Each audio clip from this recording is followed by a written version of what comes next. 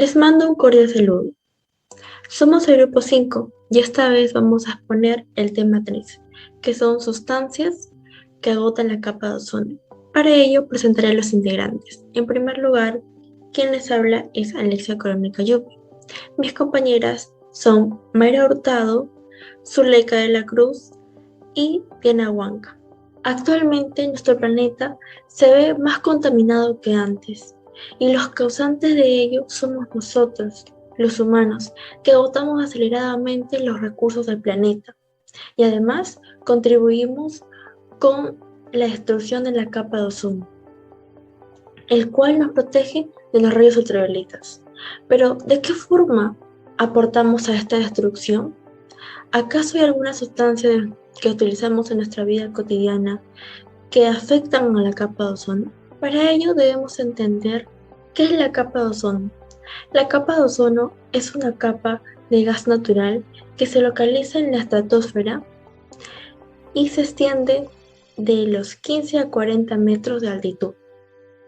En ella se contiene el 90% del ozono de la atmósfera. Esta capa también nos protege del 97 y 99% de rayos ultravioletas. Sin embargo, hoy en día presenta un agujero, y esto debido a alguna sustancia que utilizamos en nuestra vida cotidiana. La historia de la capa de ozono se remonta a los años 1913, con el descubrimiento oficial de la capa de ozono por los franceses Fermi y Wiese. En 1921 se da la aparición de la máquina de Dobson, que es el primer aparato capaz de medir la concentración de ozono desde la superficie. En 1964 se da el programa Nimbus, que es un programa en el cual consiste en el lanzamiento de satélites del espacio para poder medir la cantidad de ozono y poder vigilarlo.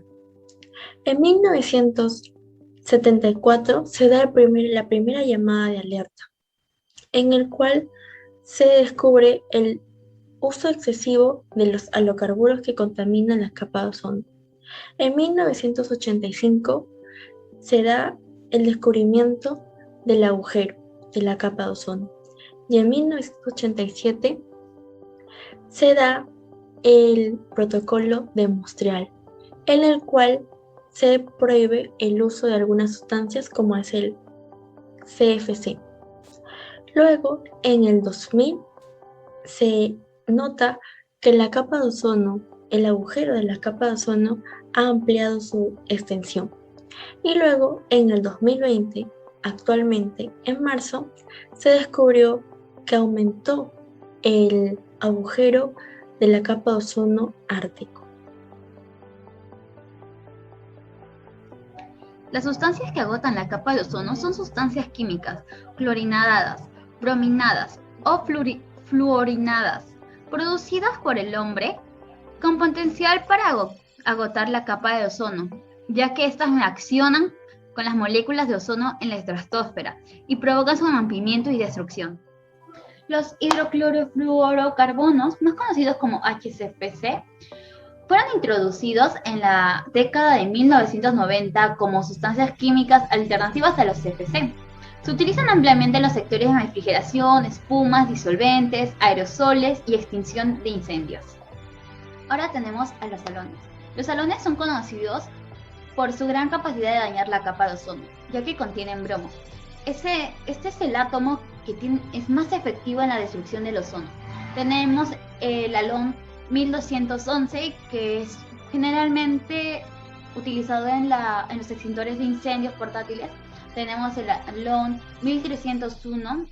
Este generalmente se utiliza en sistemas fijos en las industrias comerciales, en la marina, en defensas y de aviación. Tenemos el halón 2402, que su uso principal son en sectores de defensa, ya sea industrial, marítimo y de aviación, pero solamente se utilizan en algunos países. Ahora tenemos el bromuro de metilo. Esto se usa ampliamente como fumigante en la agricultura, para el control de plagas en estructuras y productos almacenados. También se utiliza para tratamientos de cuarentena. La fumigación es una técnica que permite que el gas llegue a plagas que se encuentran en suelos, en bienes duraderos, perecedores y en estructuras y también en vehículos. Ahora tenemos a los clorofluorocarbonos, conocidos como CFC, que debido a su estabilidad, a no ser tóxicos, corrosivos o inflamables, se emplearon en los años 40 en refrigeradores, acondicionadores de aire, aerosoles, disolventes, espumas y otras aplicaciones. Ahora hablaremos de los tipos de CFC, en los cuales tenemos principalmente a las espumas. Estos son los CFCs que se han utilizado ampliamente en la fabricación de polímeros. Estamos hablando de la espuma de poliuretano, fenólicos, poliestireno y poliolefina, que son utilizados en diferentes productos. Los agentes espumantes comunes podemos ser el CF11, CF12, CF113 y el CF114. También tenemos a los aerosoles, esterilizantes y tetracloruro de carbono. Estos CFC se utilizan en productos en aerosol, como esterilizantes de equipos médicos y una variedad más de aplicaciones diversas. También estamos hablando de la congelación de alimentos, la expansión del tabaco, la fumigación y la terapia contra el cáncer.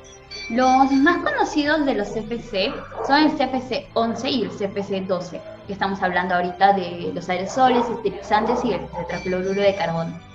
Ok, y por último, menos importante, tenemos a los disolventes, recubrimientos y adhesivos, en los cuales tenemos al CFC 113, al 1,11 tricloroetano, al CTC y al bromocloretano. Estas son sustancias que agotan la capa de ozono. El uso del CFC 113 era esencial en muchas aplicaciones en la industria. Y el 1,11 tricloretano fue el disolvente de elección para reemplazar otros disolventes que eran muchísimo más tóxicos en el momento de limpiar metales. La destrucción de la capa de ozono es uno de los problemas ambientales más graves que debemos afrontar hoy en día. Este es responsable de muchos de nuestros problemas de salud a nivel mundial y es muy perjudicial. En los últimos años se ha estado debilitando, formando un gran agujero y en algunos aspectos ha producido disminuciones de hasta 60% del ozono estratosférico. El responsable es el uso de diferentes compuestos producidos por el hombre mencionados anteriormente. En la salud humana, la reducción de la capa de ozono debilita el sistema inmunológico, lo que hace que sea más propenso a contraer enfermedades como es el cáncer de piel. Asimismo, la exposición a la radiación ultravioleta ocasiona trastornos oculares, como lo es las cataratas, que ocasionan la ceguera. La Tierra recibe la radiación solar y a su vez desprende calor. Parte de ese calor se queda atrapado gracias a los gases de efecto invernadero presentes en la atmósfera. Ese es el efecto invernadero y es fundamental para la vida, porque de lo contrario el planeta sería demasiado frío. Uno de los principales gases de efecto invernadero es el dióxido de carbono. El problema es el equilibrio natural que se ha tenido miles de años, que se ha visto perdido cuando las fuentes naturales de dióxido de carbono, como es la respiración de los seres vivos o la descomposición orgánica, el hombre le ha ido añadiendo cada vez más y más fuentes al quemar los combustibles fósiles. Esto a su vez es lo que incrementa las emisiones que causan aumentos en la temperatura. Ocasiona también el cambio climático, que afecta enormemente a la población del planeta y a su ecosistema, como también a la biodiversidad. Una de las principales consecuencias negativas que trae el cambio climático es el deshielo de los polos. La cantidad de hielo cada vez es menor y las especies que viven en estas regiones están en peligro. Además, el deshielo también provoca aumento del nivel del mar, por lo que otros ecosistemas cercanos a la costa también están en peligro de ser inundados. Asimismo, el cambio climático tiene otras repercusiones, como por ejemplo las sequías, que asolarán las zonas más cálidas y se harán mucho más difíciles para las especies encontrar agua. Mientras tanto, en la flora y la fauna, la disminución de la capa es más notoria en los polos y principalmente en el polo sur, aunque el polo norte también se ha estado viendo afectado. En la zona sur, donde la cantidad de ozono es menor, las radiaciones ultravioletas llegan a la superficie de la Tierra, produciendo daños en la flora y en la fauna. Habiendo escuchado lo dicho por mis compañeras, nos ponemos a analizar y nos cuestionamos qué medidas o cambios se han tomado a partir de estos. Bueno, para ello surge la siguiente pregunta: ¿qué hechos ocurrieron para que se proclame el Día Internacional de la Capa de Ozono? Primero comencemos con los antecedentes. Como mencionaron, diversas sustancias han ido afectando a la capa de ozono a través de los años, tal y como lo son los clorofluorocarbonos y los hidroclorofluorocarbonos.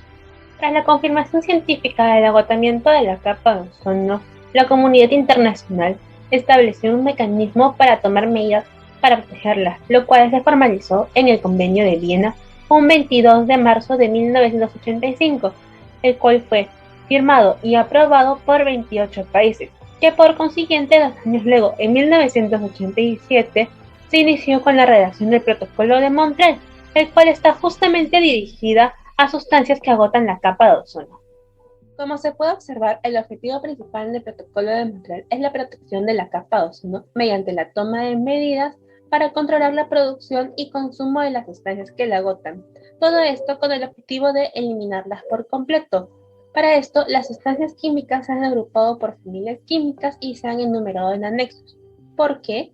Bueno, para eso se ha creado un calendario para cada sustancia química y logra su eliminación total, como es en el caso de los hidrofluorocarbonos, la cual se creó en 1992, tanto para países desarrollados como en desarrollo. Lamentablemente, este tuvo una congelación en 2015, pero su eliminación total está prevista para 2030 en países desarrollados y en 2040 para países en desarrollo. Y continuamente llegamos al 16 de septiembre de 2009, donde la Convención de Viena y el Protocolo de Montreal se convirtieron en los primeros tratados de la historia de las Naciones Unidas en lograr la ratificación universal. Con este documento se busca la reducción de las emisiones de gases contaminantes que solamente destruyen a la capa de ozono. Partes en el Protocolo de Montreal que están relacionadas a las sustancias que contaminan la capa de ozono llegaron a un acuerdo en la reunión número 28 de las partes un 15 de octubre de 2016 en Kigali, Ruanda. Esto con el objetivo principal de eliminar gradualmente a los hidrofluorocarbonos, o también conocidos como los HFS. Y finalmente llegamos al 16 de septiembre, el Día Internacional de la Preservación de la Capa de Ozono, la cual debemos recordar que nos protege contra los rayos ultravioleta, los cuales son tan dañinos para nuestra salud así como para la naturaleza, por lo que debemos de tomar conciencia y cuidarla si deseamos seguir manteniendo este tan bello planeta con vida por muchos años más.